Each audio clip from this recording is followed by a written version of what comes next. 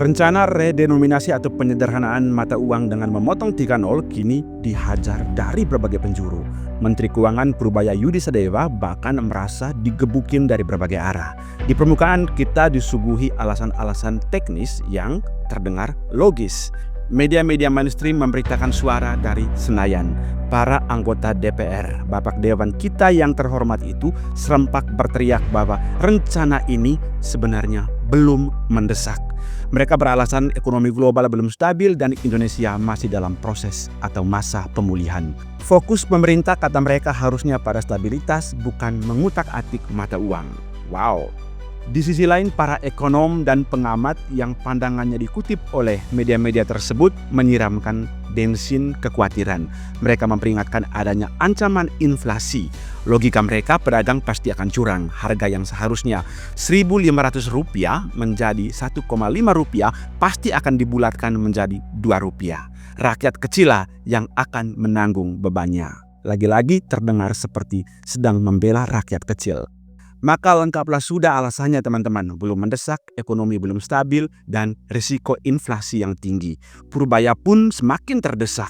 Terpaksa mengumumkan rencana ini mungkin saja harus mundur jauh di tahun-tahun berikutnya. Namun sebenarnya alasan-alasan teknis itu hanyalah asap untuk menutupi api kepanikan yang sesungguhnya. Satu hal yang pasti, para penantang sejati redenominasi bukanlah rakyat kecil. Lawan sebenarnya adalah para mafia dan elit partai korup yang selama ini tidur di atas tumpukan uang tunai haram. Bagi mereka, redenominasi bukan hanya sekadar memotong nol. Redenominasi adalah sapu jagat yang mengancam memusnahkan harta karun mereka. Bayangkan skenarionya teman-teman, para koruptor ini tidak menyimpan uang miliaran, bahkan triliunan di bank. Jika masuk ke bank, PPATK akan dengan mudah mengendusnya. Mereka lalu menyimpannya secara tunai di bunker di bawah kasur di dalam brankas mereka yang tersembunyi. Uang ini kemudian nganggur, siap dipakai kapan saja untuk serangan fajar waktu pemilu atau membeli suara atau juga mendanai kerusuhan jika kebijakan pemerintah sekarang tidak sesuai dengan kepentingan mereka. Nah, ketika redenominasi ini diberlakukan, akan ada masa transisi atau phasing out. Semua uang lama harus ditukar dengan uang baru dalam batas waktu yang ditentukan. Disinilah letak mimpi buruk bagi mereka. Seorang politisi busuk misalnya tidak mungkin datang ke bank membawa 5 koper berisi 5 miliar rupiah uang tunai lama untuk ditukar dengan uang baru. Pasti saja pihak bank akan bertanya, uang ini sumbernya dari mana? Dan detik itu juga alarm di kantor pajak dan PPATK akan berbunyi. Mereka akan terjebak. Jika mereka tidak menukarnya, apa yang terjadi? Uang triliunan yang mereka timbun itu dalam sekejap akan berubah statusnya. Uang itu tidak akan berlaku lagi. Nilainya akan menjadi nol besar.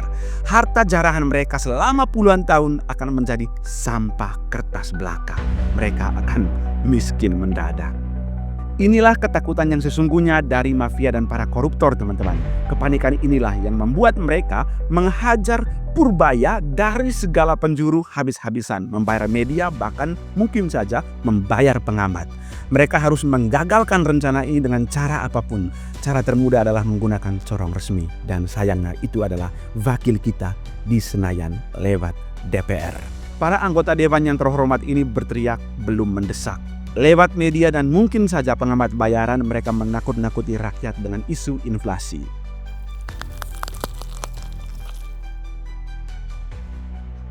Mereka mulai berhasil menekan Purbaya. Pertarungan ini pada akhirnya bukan lagi soal teknis ekonomi, teman-teman. Ini adalah pertarungan brutal antara agenda bersih-bersih melawan para bandit dan koruptor yang takut uang nganggur, hasil jarahan mereka ketahuan dan hangus selamanya.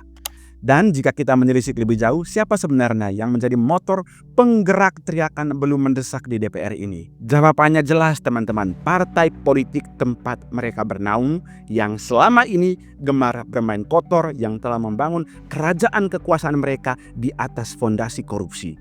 Bagi partai-partai yang sudah seperti korporasi bisnis ini, uang tunai adalah senjata yang siap dipakai dalam hajatan demokrasi.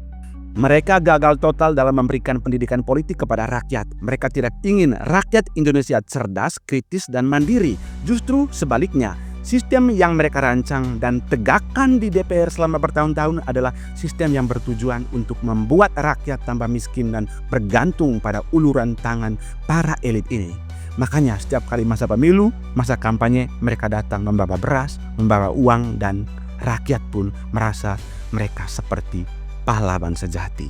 Padahal sistemlah yang membuat masyarakat terus miskin dan tidak cerdas dalam memilih. Rakyat yang miskin, rakyat yang bergantung pada bantuan sosial adalah sasaran empuk yang mudah dibeli. Mereka adalah korban yang sengaja diciptakan melalui sistem. Maka lahirlah kemiskinan sistemik. Demokrasi bukan lagi soal ideologi atau program kerja, melainkan kalkulator dan hitungan per kepala. Disinilah peran uang tunai haram itu menjadi krusial sebenarnya. Uang haram dari hasil jarahan, korupsi proyek, suap, dan fee ilegal tidak disimpan di bank karena bank akan melacaknya dengan mudah dan PPATK akan langsung mengirimkan laporan. Uang tersebut ditarik keluar, diikat per karung, dan disembunyikan dalam bentuk cash atau tunai. Uang inilah yang menjadi bahan bakar utama perusak demokrasi selama ini. Uang nganggur triliunan ini disiapkan untuk satu tujuan, yakni merusak pemilu melalui praktek politik uang dan serangan fajar. Di malam pencoblosan ketika nalar rakyat sedang lelah dan perutnya lapar, uang tunai lusuh 100 ribuan dibagikan. Demokrasi pun dibajak dengan harga yang sangat murah.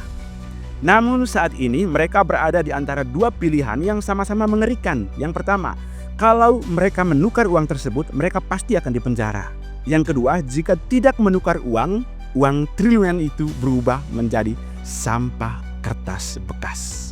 Karena terjebak dalam dilema inilah, mereka hanya satu opsi saat ini, menggagalkan redenominasi dan menyerang Purbaya Yudisadeva dan Presiden Prabowo.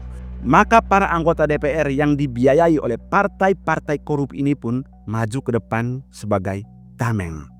Teriakan belum mendesak yang mereka sampaikan di media bisa jadi diinstruksi langsung oleh para oligarki politik yang kekayaannya terancam hangus dibakar oleh redenominasi. Purbaya dan rencana redenominasi adalah simbol perlawanan terhadap sistem oligarki uang kotor ini. Ini bukan sekadar tentang menghilangkan nol, teman-teman. Ini adalah perang untuk mengambil kembali demokrasi dari tangan-tangan partai yang telah gagal memberikan pendidikan politik dan yang sengaja merancang sebuah sistem untuk memiskinkan rakyat demi keuntungan pribadi mereka.